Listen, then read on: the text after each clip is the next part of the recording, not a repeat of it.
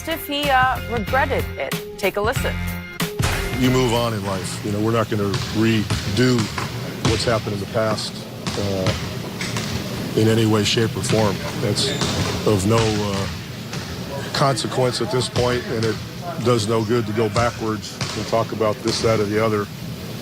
And one of the reasons is you guys will interpret it whatever way you want anyway. So it doesn't matter what we say. You're gonna say whatever you want. So that's a waste of our time. Okay, Skip, how should number 2 be received in San Antonio tonight? Yes, Skip, how should he? So, I am a longtime San Antonio Spurs fan, dating back to the 1980s when the Iceman, George Gervin, just captivated me, and I said, I want to be a fan of that team. Okay. And I know what I would do tonight if I were in those stands. What would you do? I would boo my life Come on, out. Skip. I would boo my heart out. I'd boo my guts out. I'd boo my soul out. Because Kawhi Leonard quit on the San Antonio Spurs on a team last year that I thought really had a chance to win it all. And this is a tough one for Spurs fans because they have never had any reason to boo one of their own once he returned from playing for another team. Mm-hmm. Because under the Popovich era, as you well know, they've had a long history of nothing but pretty classy, upstanding, play the right way basketball players. So when they go to another team to end their career, whatever happens, there's no reason to boo anybody. And all of a sudden, this is a shocker, I'm sure, to everybody today in San Antonio who's a Spurs fan. How do we deal with this?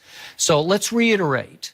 Inexplicably, Kawhi Leonard quit on a medical staff, the most conservative medical staff, the most player-friendly medical staff in all of sports, that cleared him at midseason of his thigh bruise. I still don't know what it was because nobody in San Antonio, trust me, I got good sources there, they still have no idea what was wrong with his thigh. It was a thigh bruise. He got kicked in the knee in the thigh, and it lingered the whole year, inexplicably, to the point that he played 9 out of 82 games. And obviously, the final flashpoint came in a players-only meeting, which happened late in the season, about a month ago in the season, in which Tony Parker, Manu Ginobili, said, hey, we just need to know what's up. And he felt put on a hot seat, which he was. He was put on a hot seat because they said, are you with us or not? And he was obviously non-committal because he's non-committal. He never says anything about anything. Yeah. So I was told yesterday by a Spurs source that when all the smoke cleared, once he had forced his way out of town with the trade to Toronto, that R.C. Buford, the best GM in sports, to me, or in pro basketball, he held a big session in which he interviewed one by one everybody in the organization who had anything to do with this collapse of number 2. And tried to figure out, where did we go wrong? And his conclusion, I was told, was, we don't know. We continue to be baffled by why all this fell apart. The Uncle Dennis had something to do with it. For some reason, number 2 just wanted out of San Antonio. Maybe small market, maybe what, I don't know what else. And trust me, the best thing that happened to Toronto in that trade was they got Danny Green along with number 2. Danny Green is, I know him very well. He's the truth. He's the right kind of guy. And he is the guy now who is keeping number 2 in line in Toronto. So for Spurs fans, there are going to be mixed emotions because Danny Green hit a whole bunch of big shots and made a bunch of defensive plays for this franchise and won championships for this franchise. And so it's going to be hard to figure out how to cheer for Danny Green and boo number 2. But number 2 deserves to be booed right out of the building tonight, and that's how I would handle it. And I've never thought that from any other Spur, so this is a highly uncharacteristic situation. Well, this is what I believe should happen, Jenny, if it's just me. Kawhi Leonard did help the Spurs win an NBA championship. He was the Finals MVP in the year in which they won the championship. He's a 2-time Defensive Player of the Year. He's a 2-time All-NBA player. I believe at the introduction, you cheer for what he was able to accomplish and help you accomplish while he was there. The moment they throw that ball up in the air, every time Kawhi touches the ball, you boo the brakes off him. But you have to acknowledge him, Skip. because he did help you accomplish one of your ultimate goals, which is winning an NBA title. He was the Finals MVP. He was a two-time Defensive Player of the Year. Granted, it did not end the way you wanted it to, but it's okay. I'm sure George Hill would have loved to have finished his career in San Antonio, Skip. Probably. I would agree with that. And what happened? They traded him because they felt that getting Kawhi. And what happens when he returns? He gets cheered. He gets cheered when he touches the ball. They like him. They love him. But the end result is what I'm talking about. They moved on because they felt they were making the team better. Kawhi says, you know, I'm a team. Team Leonard feel I can be better outside of San Antonio.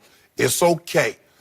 Everybody thanks old LeBron for that because LeBron made it okay to pack up shop. Did LeBron force his way out of town? No, he didn't do that. LeBron was a free Did he do it agent. the right way? Yeah, he did it the right way. But then they criticize and say, well, you had a press conference and you had it on national television. And then they talk about, well, you did the expose at Sports Illustrated and you didn't let everybody know. So they're going to find a way to criticize you because at the end of the day, Jenny, you're not doing what other people want you to do. I did not criticize LeBron for either of those two moves. I didn't either. Fine with And me. I don't criticize on Kawhi because I know Did Kawhi LeBron was ever hurt. play 9 out of 82 games? Kawhi was hurt. Yeah, he was not. I have an MD from Harvard, Skip. Yeah, you do. You play a doctor on TV. Yep. I know that. Yep. I'm board certified. Yeah. So it hurts me to hear you sort of put number 2 in the same breath and an elevation with Tim Duncan. No, I didn't do that, Skip. I didn't do that. You list all of his achievements. Some of them. And they're sort of Duncan-esque, Ginobili-esque, Parker-esque. Well, none of those guys, well, Tony Parker did win a Finals MVP. But I do not believe, by any metric, Kawhi Leonard is probably the second or third best player in San Antonio history. He's the 4th best player. Okay. If you want to say Duncan clearly is number 1, if you want to say David Robinson is number 2, I'll do if you want to say Ginobili's Iceman, number 2. Ginobili's number 2. it's better than David Robinson. Yep.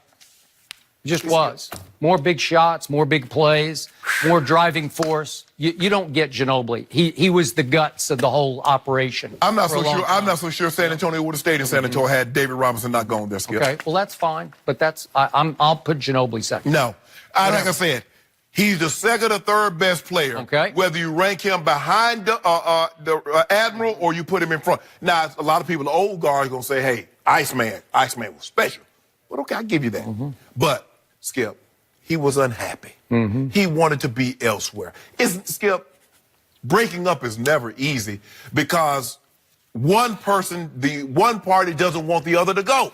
So there's nothing that you can say. If he had came back and played, and says, after the season, I want out, that still wasn't going to be good enough because you don't want to let him go. At least that's fair. At least you gave it your best shot. Didn't I tell you what about the fair? Yeah. Huh? You know even fair is, Jenny? You go get candy apples, cotton candy. You can judge livestock at the fair. I love the fair. You know where I put number 2 and what sentence I put number 2? I put him in the Dennis Rodman sentence because if you remember when Popovich was still the GM, what Everybody happened? took his shoes off on the He sideline. did, and he forced his way out of town. And what did Popovich do? He traded him to Chicago. Yep. And what did Dennis Rodman do? He became the icing on that cake because they needed a rebounder, and so he helped Jordan win at the end, right? The greatest undersized rebounder in NBA history. Below the rim. Hold on. I know he did not play with Michael Jordan. Ain't no way the greatest below the rim rebounder played with Michael Jordan Yeah, he's like 38 years old. Yep. and led the league in rebounding twice and was all NBA. What? Interesting. How many first-team All-NBA players has LeBron James had the year he made All-NBA? You know what? I don't even want to drag LeBron James down into this conversation because this is about number 2, who will always be number 2 to me. 45. You see him drop He's 45 with number Utah? 2. Yeah, You see him drop good for 45? you. Career Yeah. best. Oh, he got something for you. Yeah. Career Oh, best. Wait, I got a big question. Are we sure he's going to play tonight? Yeah, he's gonna Because play. you I realize talked to him. he's not playing back-to-backs for Toronto? He's still hurt. He's still got a bruised thigh. Can you imagine? How did all that the happen? kids play? Posted career high, 27-8.